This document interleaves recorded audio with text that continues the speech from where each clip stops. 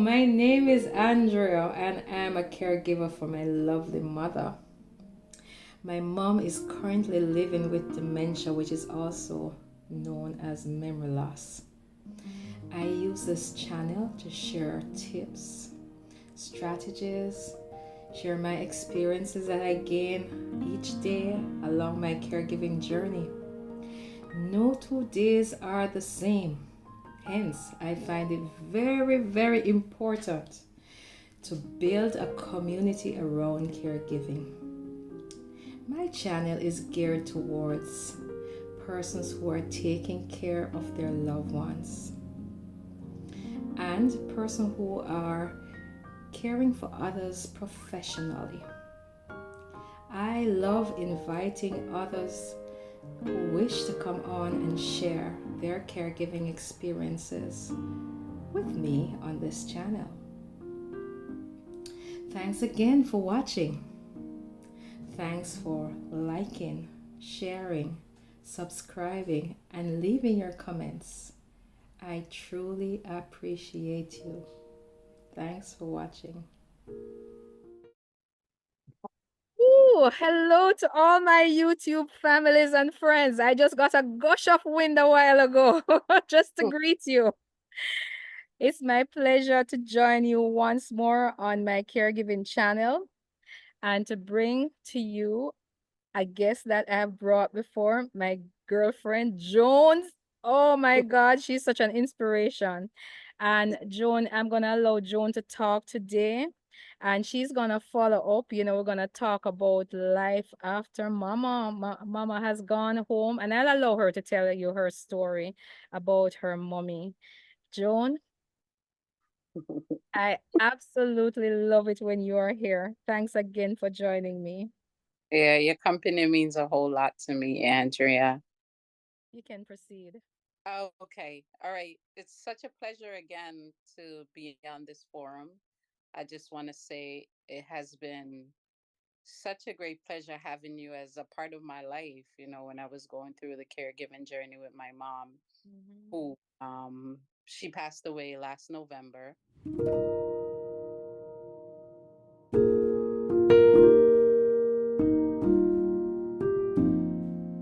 But Andrea came in at such a crucial time when I feel like I needed you most, and you were a big boost of energy, just getting through when mom was still alive and even after.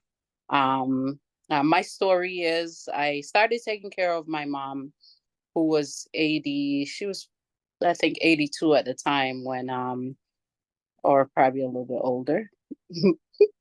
But caregiving journey started right around the pandemic when my mom, who I mentioned in my previous interview with Andrea, and my mom loved going out. And this time, when the pandemic started, we had to be indoors. So, because of that, it's like she just started losing her memory. We noticed early signs of forgetfulness, didn't quite know what it was. And then she was diagnosed in 2021. So I took care of her, myself, my brother, my husband, my daughters, some more family members and other caregivers for that period of time until she passed last year, 2023. Mhm. So it was quite the journey. But after mom passed, it was almost like, where do we go from here? Because mom was our whole life. She was our schedule for the day. I worked overnight, so coming home in the mornings and getting her ready for daycare. We had a whole routine. So it was basically like, what do we do now? So for me, my work schedule was 5 p.m. to 1 a.m. But I took a month off trying to recover. So I was off for the whole month of November, part of December, because her funeral was in December. So after she was buried, we still had family members around, which, you kind of keep busy and not pay attention to her not being there where you used to her being. But after, January started, and it was like, okay, what do we do now? So my daughter, who was home at the time, I said to her, maybe like the first week in January, I said, let's go to the Cayman Islands, because that's one of my favorite places to visit. I know I have friends there from high school, so I would be able to, meet up with them, get to reset a little bit, and just have a vacation. So we went there for 4 or 5 days and just relaxed, went to the beach, went things that we have never done before, snorkeling. And One of my favorites. it Yes. was so much fun. And then we went swimming with stingrays. We went to, Ooh. see starfish. So it was great. So came back home. I traveled for probably 3 or 4 days after that, the following week. And then it was time to go back to work. So there's this whole new routine starting. And I had so many plans, like I can do stuff in the morning since I don't have to, get up and take care of mom. But I was stopped dead in my tracks. Like, what are you doing? It was my body, my mind, basically saying, take a break from everything else.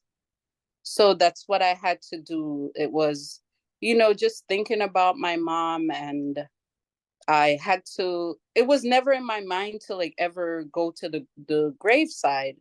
But one day I just had to. I went, I picked up flowers from the supermarket, and I went there to go drop it off. And I totally lost it. Wow. Just being there, talking to her, and just crying the whole time. So yeah, so that was a part of, the healing process. And then in the days, it was hard getting up. I knew I had to be up by 4 p.m. to go to work, to get ready for work, but I just had to stay in the bed. Sometimes when I would get up, my daughter would say, it's too early. Why are you up? I would get up and try to do things, but it was not happening. Not happening. Like I needed that time to just lay down, relax, reset, basically. So it was quite the journey. So I only started doing stuff after about a month ago, actually. I had all these ideas running through my head, that I want to do something. So I had this idea of, starting a podcast. I still haven't gotten too far with that, but also I have a small charity that I've been doing for a number of years, maybe since 2008, but I had to take a break with that. So I said, maybe I should start advertising my friend's business, start a YouTube channel, and just, start posting different things on that channel. I have started that. So that was going to be a way of healing. My mom always just talked to just about everybody she met. So that's one of the things that I wanted to use that to do, to be able to approach people, ask them questions, have them share their stories, and share it on my YouTube channel. So that's what I want to do going forward. But just the journey to where I am now from last November, knowing that she's not here anymore, just laying down, reset, write down the thoughts that were in my head, crying whenever I felt like it, and just, while I'm doing stuff, while I'm out there walking, just, talking to my mom as if she's there, saying, you know what, you're gonna be proud of us and what we do. We have to, renovate her house, and we're working on that. So it's just a lot of things that I'm trying to do, just to keep myself busy in order to, honor my mom and the life that she lived, because she was just this amazing person. Yeah, I've heard, even at her homegoing celebration, that Yeah, was amazing. And, just the support that was there for yeah, you, I could feel that even, you know, Yeah, Just even feel the if you vibe. didn't, Mm-hmm. yeah, even though you didn't meet her, yeah, Yeah, she was amazing. amazing. So, so going forward, anything that I can do, share my story and, speak with other people, just share what I'm doing to grieve. I Mhm. hope that will help someone. Sure, sure. I think it will. And Joan, don't hesitate to share your YouTube channel with us as well, so we can Okay.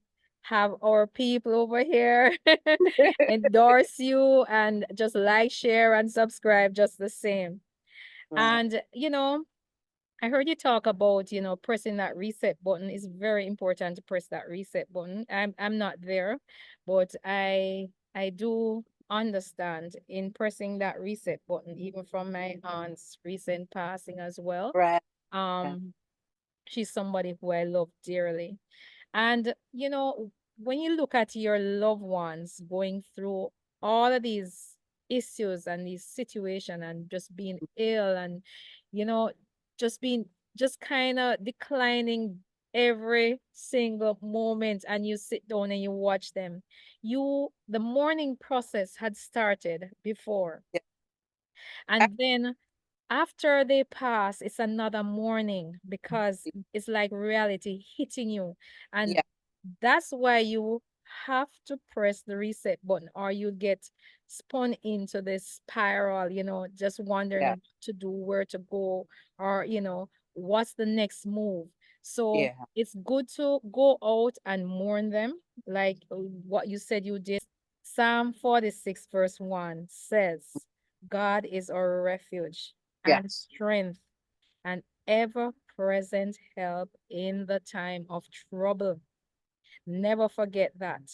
Hmm. So we could be running around, and I still say to you, yes, we're trying to do this thing on our own. Let's not try to do it on our own. Even going forward, we still have to call upon God.